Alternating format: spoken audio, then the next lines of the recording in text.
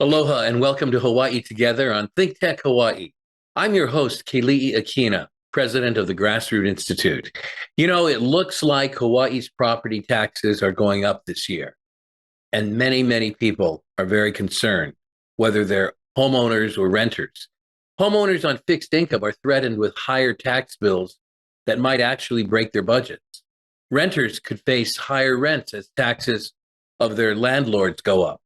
And businesses might have to increase their prices, reduce spending on salaries, repairs, new equipment, and other expenses. That's going to affect everyone. Well, the good news is that county lawmakers have been looking at ways to provide tax relief. And the Grassroot Institute of Hawai'i last week issued a new property tax toolkit to help them. Well, what are some of the tools that could help? That's the topic of today's show.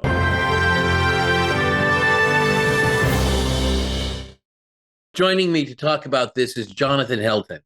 He's a policy researcher at the Grassroot Institute, and he's the author of our latest report, How Hawaii County Lawmakers Can Provide Tax Relief to Offset Higher Property Assessments.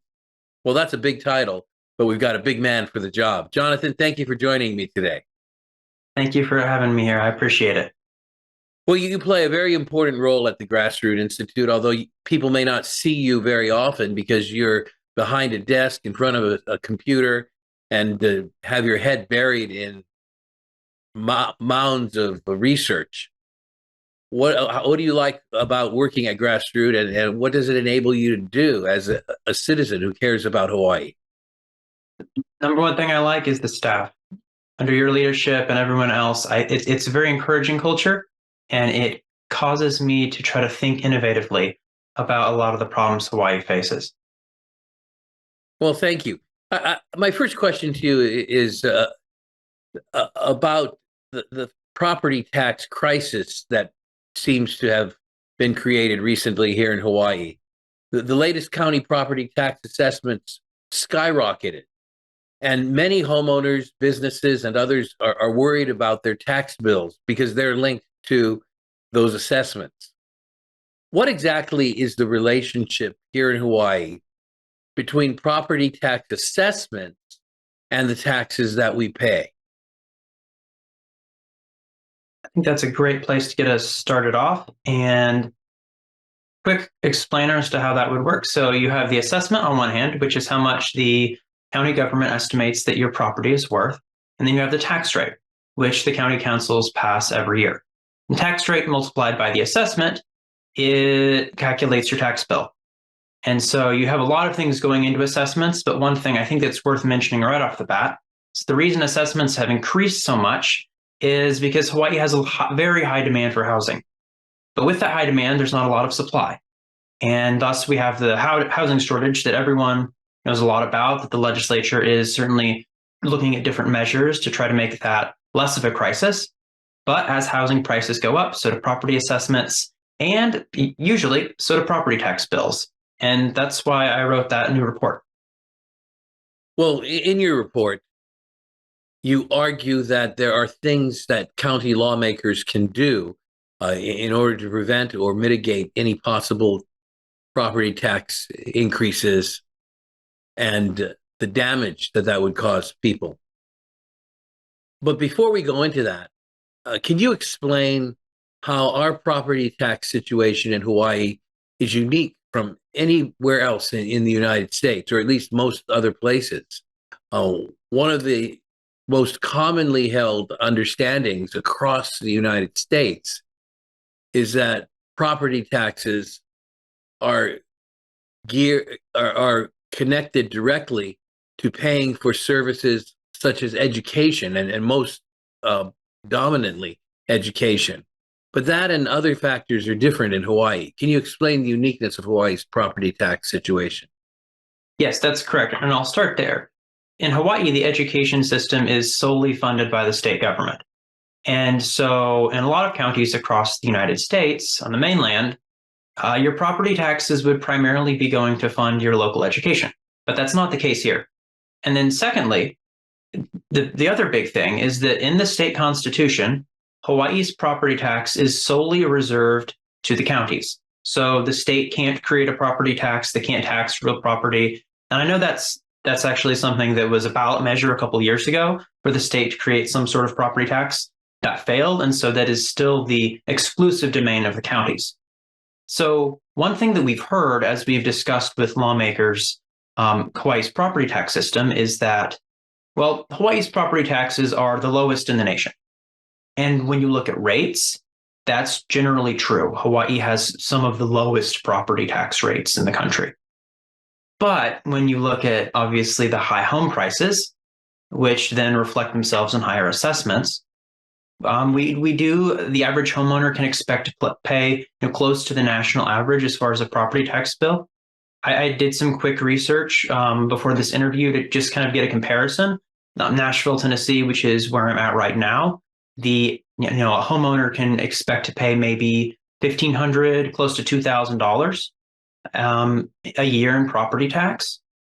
In Hawaii, if you own a $1 million home, and that's the average, the median home price, you could expect to pay somewhere in the realm of $3,000 in your property tax bill. So just that one comparison, right? Hawaii's property taxes don't seem that low. Well, that's interesting.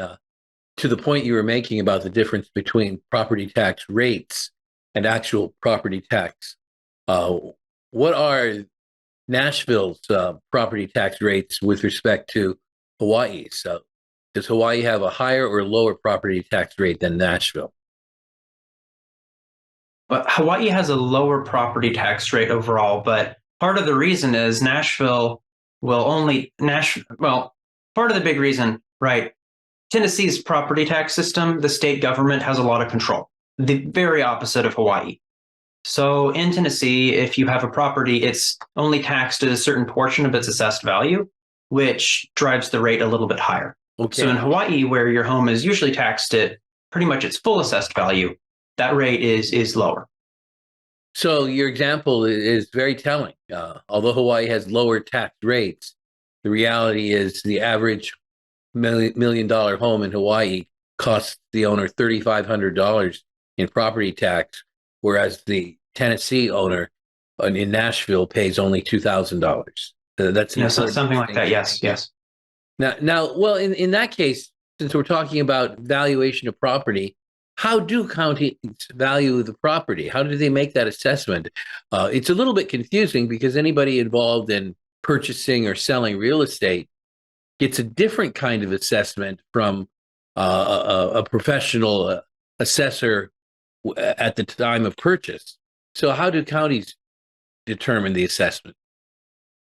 Each county has a different timeline for when they look at the value of your home. Here on Oahu, that timeline is in the fall. And in the fall, I believe it's on September 30th or October 1st, around there. The county assessors will look at your home, and then they will look at other homes that they deem to be similar, whether that's in terms of square footage or number of different rooms or build year or renovations. Any of those factors, they'll look at those, and then they'll try to find similar homes that have recently sold in the area. And so they'll take 2 or 3, 4 different homes, and they'll look at those prices. And then based on those prices, they will assign a price to your home. And so with home prices being so high, all of the sales being at such a high level, obviously that's going to reflect even onto people who didn't sell their homes. And their assessments are going to go up. Well, Jonathan, here in Hawaii, a great number of people simply are not able to afford homes. So they're renters. Why should they be concerned about this issue? They've got enough to be concerned about themselves, but some of them may be thinking this is an issue that really is pertinent only to homeowners. What are your thoughts on that? My thoughts would be, if your landlord is getting a massive increase in his property tax bill, that's probably going to trickle down into your rent. So, obviously lease agreements can last a year. Sometimes they last longer than a year. So it might take a while for higher property tax bills to work themselves into higher rents. But if a landlord is faced with higher tax bills, he's going to have to make up that money somehow. And for a lot of businesses, for a lot of renters, for people who don't own their property, if the landlords are faced with higher bills, that's going to translate to some kind of economic harm, and it could very well translate into higher rents. And with so many people struggling to even afford rent, let alone buy a home, that's really the last thing a lot of lawmakers, and I think a lot of, well, just everyone wants. Well, so to get back to your contribution in the recent report as to how lawmakers can help relieve some of the property tax impact, what are some suggestions you have been making? In the report, what I wanted to do is I wanted to look across Hawaii's 4 counties and see what the best practices were. So as far as the different relief mechanisms, which is what the report focused on, the single simplest thing county lawmakers can do is lower the tax rate on the various property classes. And we'll talk about it a little bit later, I'm sure. That's what some county lawmakers are proposing to do. But other than adjusting the tax rate, there's a couple of more targeted things. For example, homeowners exemptions. Each county has a homeowner exemption. How that works is that there's a set dollar figure. On Oahu right now, it's $100,000.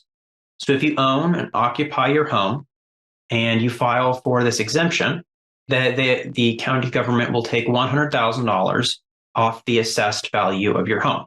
So if your home was assessed at $1.1 million, it would end up taxed at only $1 million.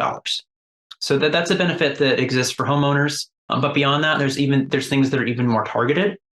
A couple of the counties offer things that are called circuit breakers, which is just a fancy term for a property tax credit that is available usually to people who have lower incomes. So talking about those individuals who might be on fixed incomes and are looking at potentially higher tax bills, circuit breakers can help them by limiting how much the higher assessment is actually going to reflect their tax bill. And we can go on, but there's several other relief mechanisms available as well. What about California's Proposition 13?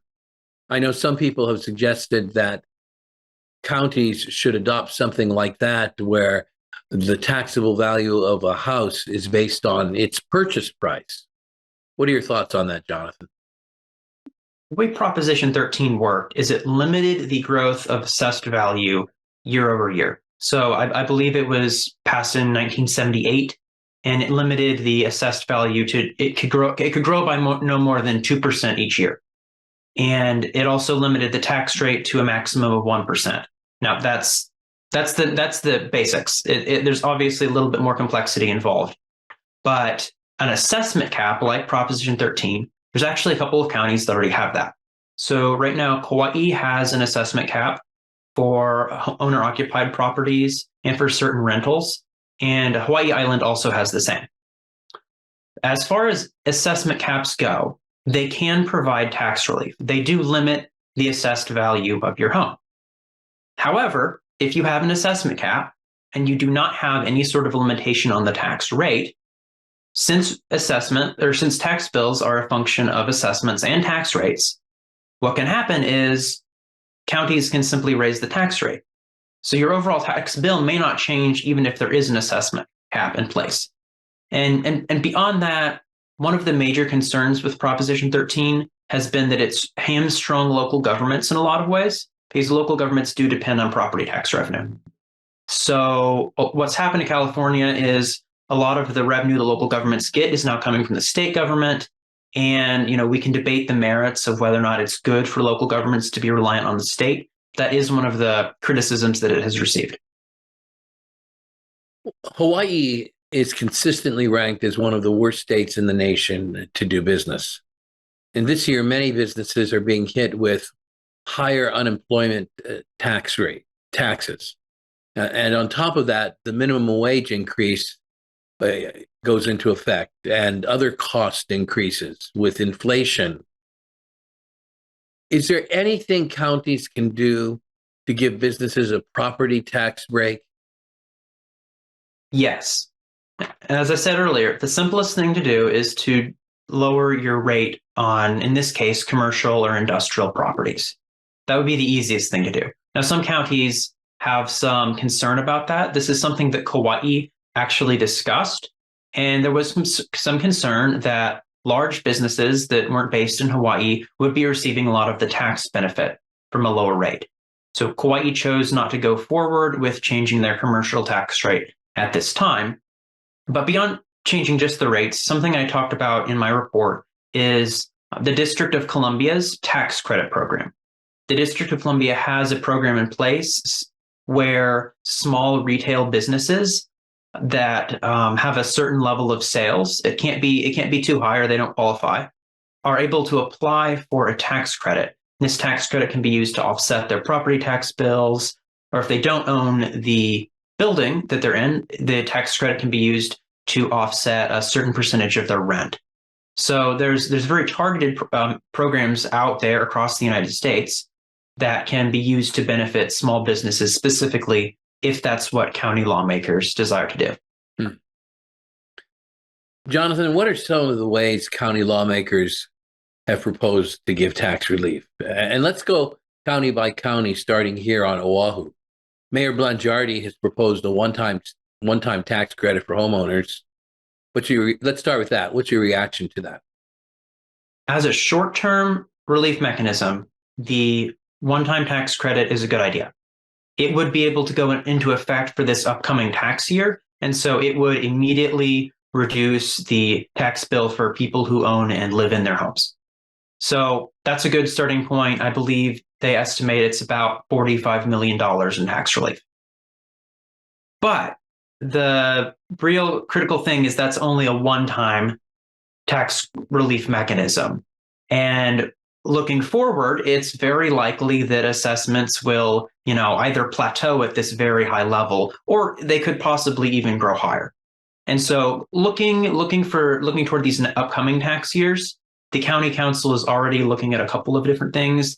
They're looking at a bill that would increase the homeowner exemption. So right now it's $100,000. They're looking at a bill that would increase that to $120,000.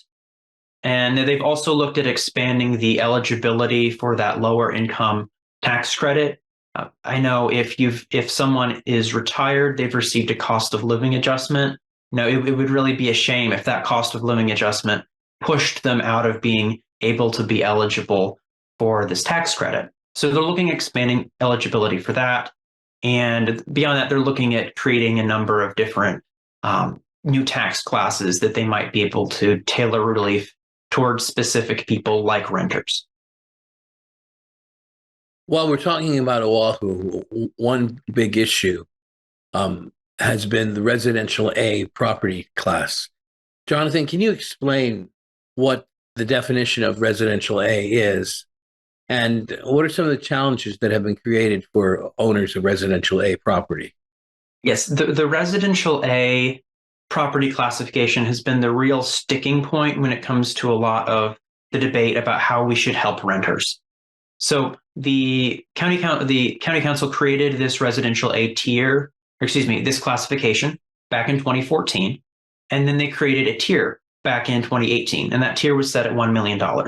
So the way the tier worked is for the portion of the property that is valued under $1 million, there's a certain tax rate. And for the portion of the property that's valued above $1 million, there's a different tax rate.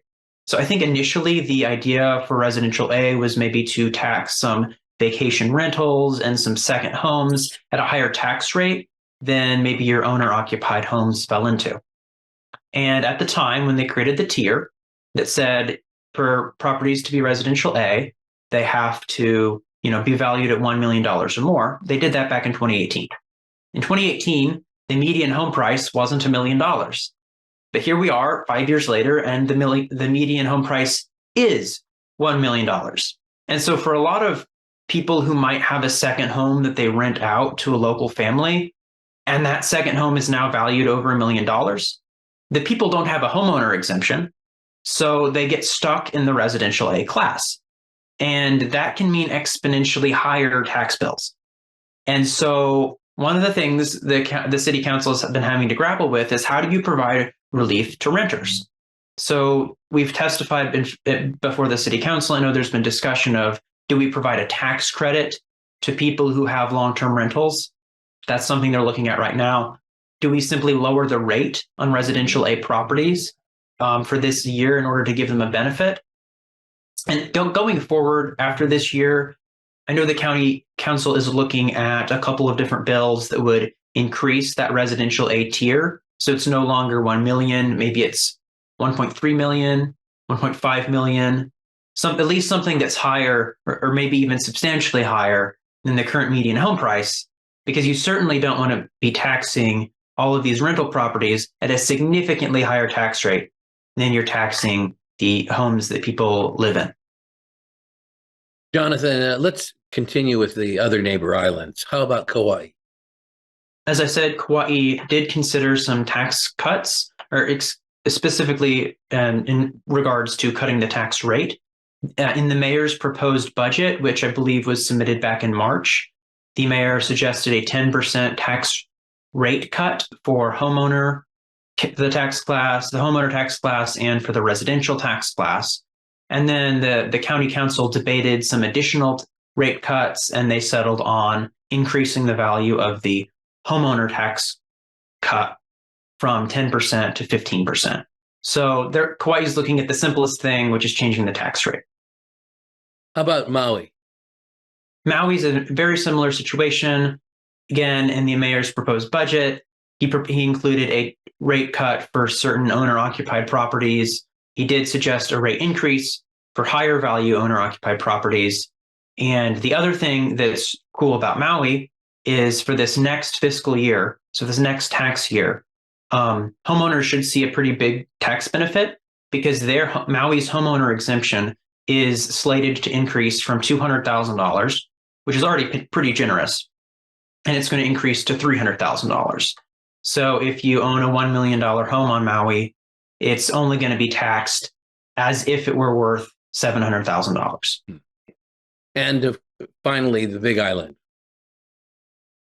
Finishing off the Big Island, there's not a lot I can say. There haven't been any tax rates proposed for the upcoming year, so we don't know what the tax rates are likely to look like. The assessments did go up a little bit over the last year, so it's very possible that some homeowners, property owners, will be paying a higher tax bill if the rates don't change. I do know that the council is considering some bills related to the agriculture tax benefits that it offers. And so, we'll see. They haven't passed those bills yet, but we will have to wait and see what the future holds for the Big Island. Some are proposing adding new classifications or tiers to the property tax system. What do you think about that, Jonathan? Adding new tax classes is somewhat of a murky issue. This happened this year already. It happened in Honolulu, where the city council decided to create a new tax classification for short-term rentals. A lot of the counties already have a tax classification specifically for short-term rentals. The benefits of creating a new tax class are that the county councils can have a little bit more specificity when creating tax rates. So, for example, Maui did this just a couple of years ago, where they created a tax class specifically for long-term rentals. And they did this, and in this tax class, they now tax long-term rentals at a relatively low rate. And that's intentional. They don't want to punish people who are renting out to local families by having them slapped with a massive tax bill. So that's the benefit of a new tax classification. Some of the disadvantage is it does add complexity. If an owner thinks he should have been classed in one tax class, but he ends up in another, he may have to file an appeal. So there are certainly trade-offs. I think on the whole, creating a new tax class can allow county councils to more easily tinker with the property tax system to achieve whatever outcome that they are looking for. Well, I appreciate that. Council Chair Mel Raposa from the County Council of Kauai sent me a note recently complimenting your representation of Grassroot Institute as you presented testimony on our behalf. And apparently he has now begun to advocate one of the measures that you put before him. Do you want to share a little bit about that in closing? Yes. Just to close, when I discussed earlier how the Kauai County Council was considering reducing some of the tax rates, that was a proposal that Chair Raposo put forth. He suggested changing the reserve policy for the county, and ultimately they discussed that with the mayor, and that was shelved. But as I said, what they did do is they did increase the tax cut for owner-occupied homes from 10% to 15%. So if you live in your home, you own your home on Kauai, you're going to see your tax bill might not be much lower than last year. And again, depending on the assessments, it might not be that much lower at all. But one thing I can confidently say is the Grassroot Institute has helped offset what could be even higher tax bills. And in a lot of cases, stopping a tax increase is just as important as fighting for lower taxes. Well, Jonathan, thank you so much for being with us today. And I just really appreciate the work that you are doing to defend the local residents of Hawaii, especially in the area of property taxes. Much mahalo. Glad you were with us today. Yes, thank you very much. I'm glad to share what I've learned. Well, my guest has been Jonathan Helton, a policy research advisor at the Grassroot Institute. Thank you so much, everyone, for being with us. You're watching Hawai'i Together on ThinkTech Hawaii. I'm Keli'i Akina, and we'll see you next time. Until then, aloha.